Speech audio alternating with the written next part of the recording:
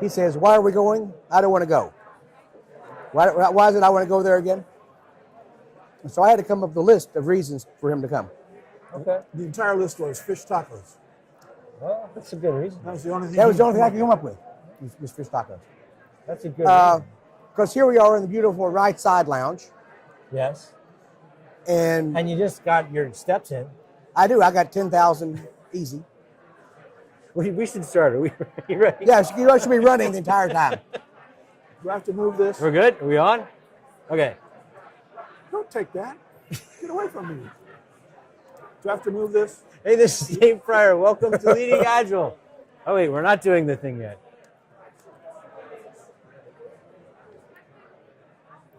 You're supposed to hold your hand up. We have to wait for Ben.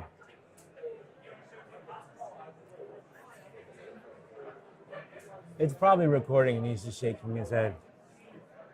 I can't believe these guys.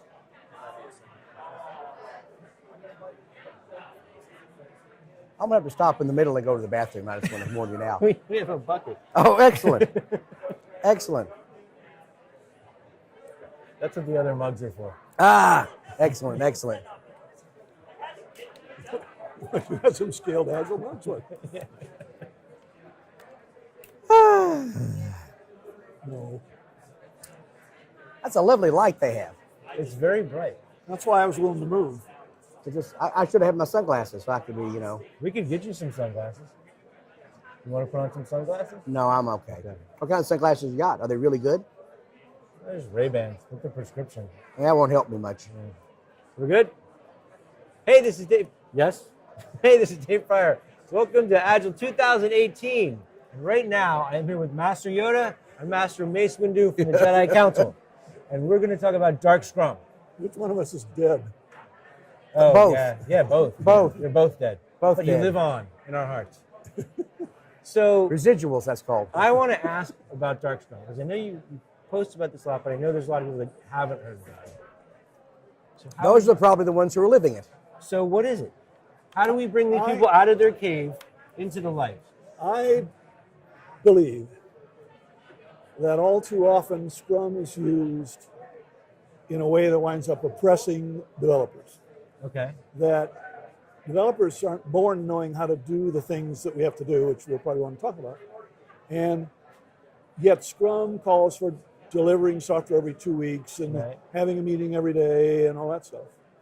And some number, I don't know how many, of managers and Scrum masters and product owners and all of that, If they are, in fact, not the same people. use the occasion of those meetings to put pressure on the team, to rip them up by the roots and see how they're doing, and to generally make their lives worse than they were before Scrum. Okay. I normally explain it this way. Back when I started as a computer programmer, these many years ago, I would be given a service request to work on. Okay. And I might work on that for a few weeks or maybe even longer. And during the period in time I was working on that, maybe once a week, I would have to touch in with the boss, who was at the end of the aisle from where I sat, and talk to him about how things were going. Okay. Now we have Scrum.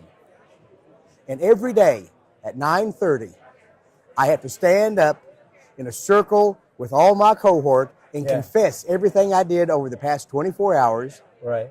And make a bold prediction about what I'm going to do over the next 24 hours, which will be cross-checked tomorrow. Well, sure. And isn't this much better? Okay. And that is sort of the heart of Scrum. It is Dark Scrum. It is using the incredibly powerful self-management tools that if you let a team use them, it gives them incredible power over how they work. But if you move that out a level or two, it becomes an incredible tool of oppression. So you were talking about the poor oppressed developers and snarky voice. It's like, what about the poor oppressed project managers who are probably the ones creating? I mean, I am one of those people, unknowingly. Well, we don't like you then. But I'm sure that I did that in the past without. I've heard that you were probably the worst. I would probably without realizing I was doing it. Yeah. Thinking that by me saying, okay, you have to self-organize this way right now. you know, I And didn't know any better. You give me this information so I can put it into Corrali Yeah. or whatever. Corral. Corrali, is that what it's called now? Corrali? Yes. Or whatever. Okay, so people that are living in it are suffering. People that are causing it, I mean, I can't imagine that they're purposely doing that. They don't have awareness. I'm hoping. I assume that everyone is trying to do good things. Okay. There are some exceptions that we could talk about, but this is not a political conference. Not yet. So I think We can go that way. So I think they're trying to do the right thing, but they don't know how to do it, Yeah. and the teams don't know how to do it, and too often, and I don't know if it's 1% or 90%, but too often it turns into this high pressure situation. Yeah. And the more you put developers under pressure, the less they're going to self-organize, the less good job they're going to do, the more bugs they're going to create, the worse their code is going to be, and it is a negative spiral. So you got to do something. Okay. Well, if you look at the figures from the Scrum Alliance, there are about 40 Scrum Masters per certified developer. Yeah. That's a lot of Scrum Masters to have on this one guy. Yeah. And Well, they got to hold them accountable. all of them, every That's single right. one of them, is servant leading this guy. Servant leading him right into the ground. And it's kind of a problem. Now, you know, the real issue there is that it's very difficult to sell certified Scrum developer training. It's expensive and time consuming. You'd have to train all your developers. You only have to train one Scrum Master per team. And so it's not an easy sell. And they're not going to probably be doing actual Scrum in the organizations anyway. They're doing the waterfall. They're doing what, you know, Wishy-washy. Scrum or Foley, whatever they're doing. Yeah. But the effect is that the developers don't know how to do it. Okay. And we're not born knowing how to do it. The things we have to do they're not genius level work, but they're different from what we're used to doing when we did work this Chet described. So the effect is too often, and I don't know the numbers, too often Scrum is not good for the development team. Okay. It's still good for the organization, which is really Better, good meaning better than waterfall. better than before. Okay. Because you're paying more attention to what you do. Yeah. You're trying to get product out more frequently. Right. You've brought the team together so it's sort of cross-functional, which means you've done a lot of lean type things that take slack out of the system, which means that you'll probably really will be more productive at the company level, Right.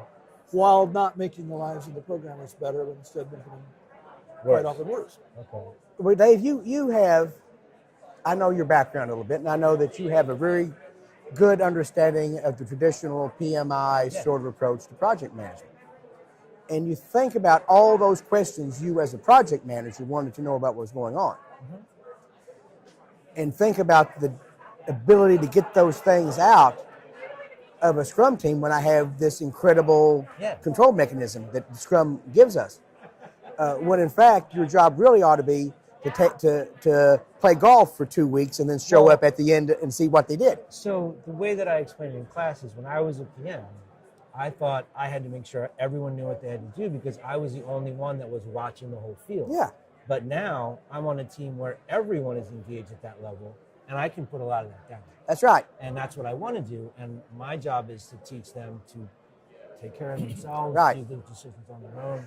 Yeah, but how many folks in the traditional project management role have dropped onto that, and they think, oh, now I have this incredible way of getting this information out? Not a ton, but I'd also say it took me 8 years to get there. Yeah. So you plant a seed, you never know when it's That's right. No, and the fact is that Scrum is growing very, very rapidly still.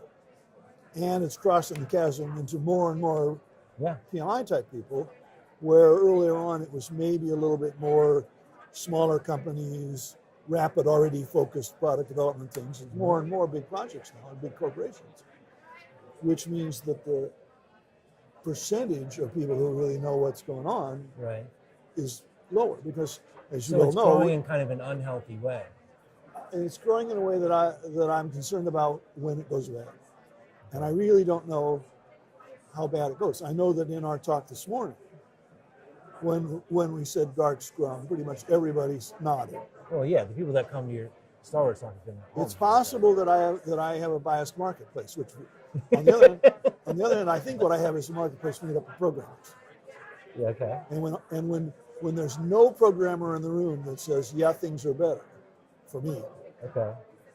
I think that's an indicating statistic. Yeah. It's still only 90 people, but I think it's a real indicator. Okay. Now, I kind of think of myself as a programmer, Right. and my heart is with programmers. Okay. And so, despite the fact that Scrum is helping corporations, and that all of these other things in this room are mostly probably helping corporations, Yeah. I'm not so sure they're helping people, Okay. and in particular, not helping people at the leads. Okay. Doing something like this would help a project manager. Yeah. It would lighten his load. It would enable him to use the creativity of more people, not hold the whole creativity to himself, which none of us is smart enough to, as all of us. Sure. So it helps managers, it helps project managers, but I'm not so sure it helps the people out there that are really doing the work. So what should we do? As we talked about at the Deliver Agile conference this spring, I think developers need to split off, abandon any kind of support whatsoever for these kinds of Agile. Just like pull a John Galt and go off into the woods And learn how to do start their own thing? and learn how to do a particular thing, which is to deliver the increment. The thing that Scrum has right is it says every sprint you deliver an increment of software. Yeah. If you do that, then when they come in and they push on you and they tell you all kinds of things and they do whatever kind of pressury things they might do, you just say, yeah, but look, we made this. And if you just, yeah, we made this, if you do that often enough, they'll start saying, well, that's actually kind of interesting. If you could do this other one thing to it, we could actually give that to those guys over there. And so it can change the conversation. Okay. If you can build the software. But if you can't, it's like we've talked about If you before, can't, why if are you trying to scale the inability to deliver? That's right. Exactly. It's just what you need, more or nothing. So I think that programmers, the developers, we need to find a way for the development community to learn how to do the development part of this, Okay. which sadly enough, the Agile Alliance is not really investing in. The Scrum Alliance is not investing in. None of the right side people here in the right side lounge is really investing in helping developers. None is not fair. Some No, but from a business perspective, you're not going to get a ton of money out of the developer. No, exactly. No, you're not. So it's like the pharmacies aren't going to, the drug companies aren't going to cure They're not sicknesses they can't make money off of. That's right, exactly. That's So right. They go with, But there's- balding and other BD. things. But there And, is, there is material out there. But yeah. There's And we're all going to die there's- from some little you know, bacteria. Yeah. There's the work James Shore does, the work Joe Rainsberg does. Lots of people doing videos about how you do this. Okay.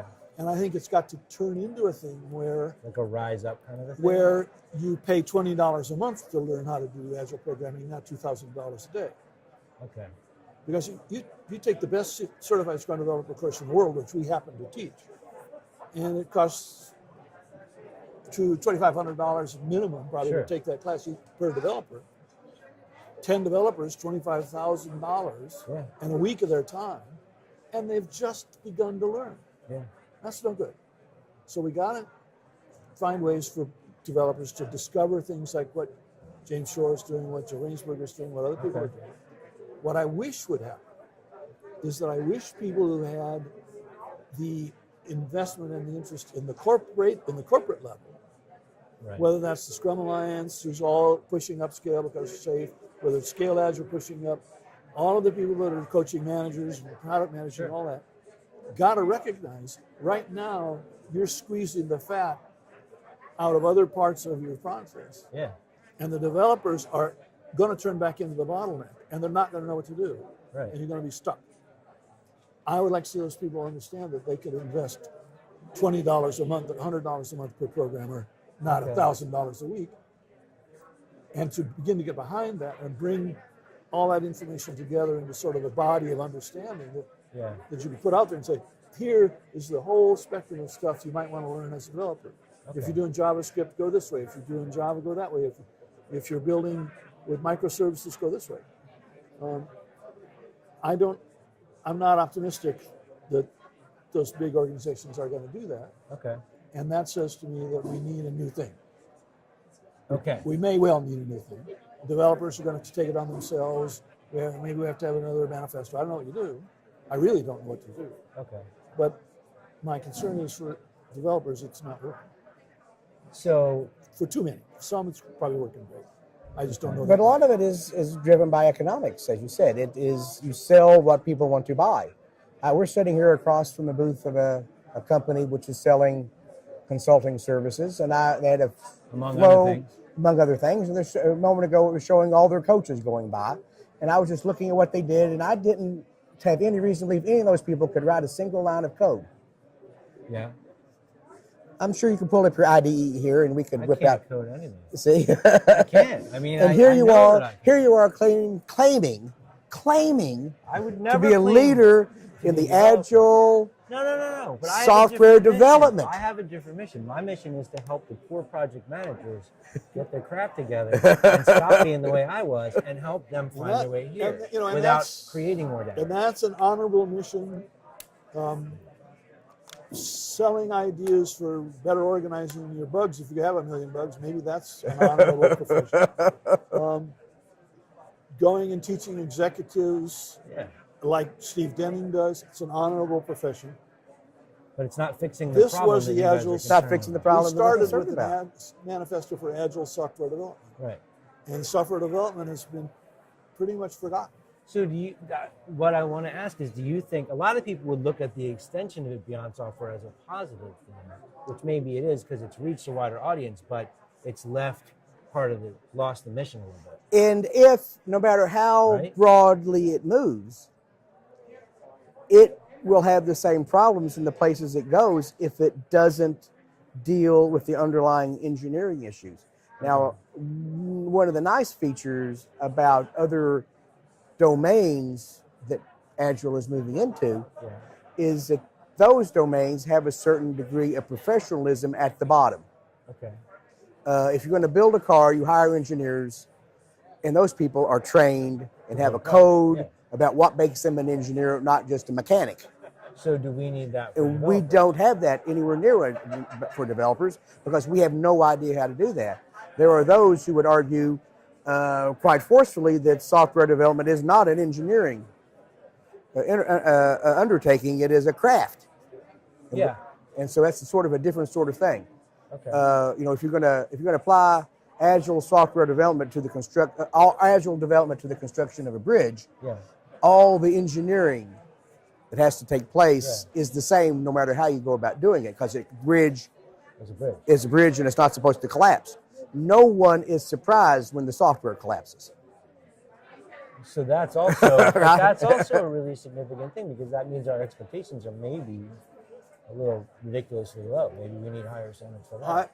I think, possibly higher standards. Now, I would not support the notion of software engineering standards because I don't think software is engineering, and I don't support the suggestion by a few that there ought to be professional things going on. But I think our skills overall are not very high. And that's partly because if you want to hire a programmer, you can hire some kid that, Got a was bunch of hacking a scripts, game, yeah. a few weeks ago and knows how to do some scripting and stuff. And you don't educate them. And there are, at this point, maybe 2 colleges in the country that teach Agile, and I couldn't name either one of them. It's not a thing that's taught in college because none of the professors in college understand it. Right. We were working at a college a few years ago that it would have us come in and teach them to do some Agile stuff. And it wasn't because of the professors. It was because they had a young entrepreneur guy who was like an associate professor that was all about this. Yeah. And he wanted to do it, and he was just a mover and shaker, and everybody else could, okay. Yeah. And they brought him in. And so this guy moved on out and runs his own company, and now they're not teaching us anymore. And the professors, they don't want to teach test-driven development because that requires them to learn change new stuff. their course material and all that, and it's like, We're here to give you the theory. So you mentioned Jay Brains and I forget the other person, James James Shore. Are you guys doing anything to? We're too lazy and old. Okay. I don't think that you're lazy or old. I think that you guys having the experience that you do, identifying and articulating the problem in the way you do, and calling attention to it is an incredibly valuable service. We are supposed to meet with some development-focused people tomorrow, and we'll see what's going to go on there.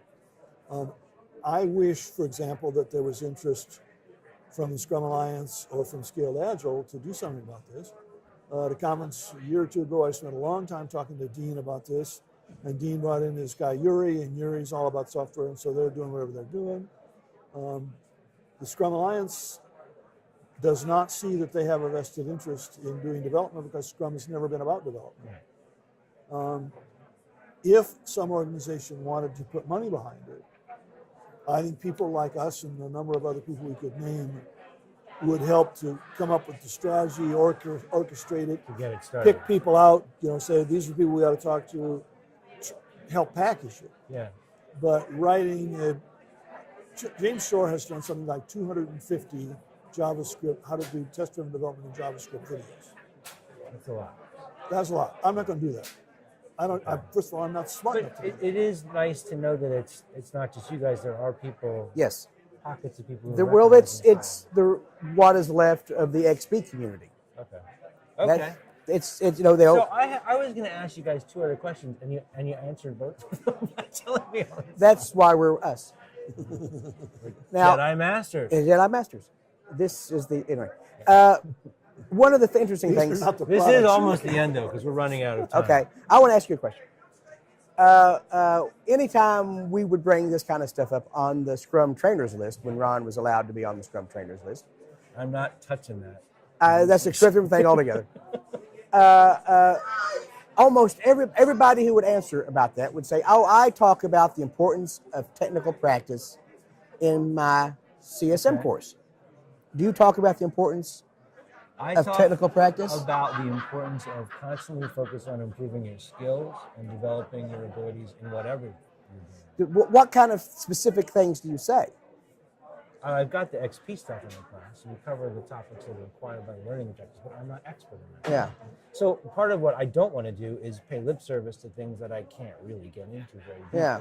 I talk to them about having test-driven development, continuous integration, but if they want to talk about how to implement that, I am not the guy. Do you know what happens if you don't do that? You tell them what happens if you don't do it. Yeah, I mean, I've got 20 years of experience. Okay. Because part of it is being able to express those sorts of ideas. Yeah. I have found. But that's so the same thing with being a teacher. I'm constantly trying to improve my skills and my craft. Right. Yes. Well, the thing is, though, that that the techniques of Agile development are, I think, literally incredible. That if you say to a team, if you guys started with clean code, no code, did test-driven development and refactoring, a year from now you might have shipped 2 bugs instead of the 2,000 you're shipping. Right. They're like, that's crazy talk. It happens to be true, but you have to learn how to do it. And, part of the trick is every time you have a bug, you fix it instead of putting it into some product. And so that even if you were the best person in the world at saying, you must do these practices, and if you don't, you're going to die. Yeah. Nobody can understand it because they can't believe it, including the developers. Because the developers have never experienced what it is to write code that actually works and looks good. They've never seen it happen. They've never been able to do it because they wouldn't let us do it. So And maybe besides that's that, we don't know we just need to give them a way to at least experience. I think you have to. And that's get kind of the what our experience. course is we want you to experience what it feels like to not sit on that thumbtack all day long. But it's a week. These are skills. I'm learning these skills right now, this week. No, last week. This week I haven't got the code yet. There's stuff. This is a lifetime effort. Yeah. And to make that effort, you got to know that you need to make it, and you got to have the safety and the time in your life and the passion to make it, and the passion. It does require a certain amount of passion. And now, some of it is just the passion of making your life better. one doesn't have to have a passion for running Yeah. to know that running will probably keep you alive longer. Yeah, maybe. It doesn't work for me or Ron, but Yeah, we don't. but look I like did. runners. I was up at 6 o'clock this morning going for a 2-mile walk, All right. which I do. Did you do the steps? I did not do the steps. Brutal. I I went running this morning and did the steps. It's I awesome. can't run. I walk, but I go. Still good. I go, twice a day at 2 miles twice a day. That's awesome. So, All right. imagine what I look like if I didn't. I'm going to wrap it up. 'Cause Okay. You're going to yell at me. RonJeffries.com, HendricksonXP.com. That's right. And you're at Chet Hendrickson and at Ron Jeffries. What could be Not easier gonna than use that? the wrong one like I did last year. Well, I got your son last year, right? Looking There is for my another emails, Ron don't you Jeffries. want? No, your Twitter. My Twitter Your is Twitter. Ron Jeffries, not original Ron Jeffries or whatever he calls himself. He But is if not they the want to original. find out about the CSD class, they can get in touch with you. Yes. about that. I am very grateful you guys for And the you- interview, and and you- especially sorry about the walk, but That's okay. I need more We needed steps. the miles. you're really inspiring. And but the things that you call out, the things you focus on, the desire to improve the community is amazing. So I will I give just one wanna more say little thing thank here. you. One more little thing, yeah, which is if you're looking for a nice little small conference to go to this fall, yes. where we're going to have lots of fun and talk about interesting things, experience Agile Oh, in Lisbon, nice. October 1-2. That's the week before the London Scrum Gathering. You can make it 2 If stops. you want it, you can make, so All right. So we, we'll make sure to we include there will eat, be we links to drink, this in we have a the little show notes. conference. Okay. And if you guys want to do an interview later about the conference, I would love to do that. Talk about it. Okay. We're going home tomorrow. So. Well, no, not we can do it after. Yes. We can still communicate. We have can. the internet. There's technical things that we could do. Yes, we'll use Pinterest and we'll just send Wow, pictures. To each other. fantastic! Yeah. Thank you, sir. Thank you. Thanks. All right, so keep watching. We'll be back in a few minutes with another interview, and we're doing them all week long. Thanks.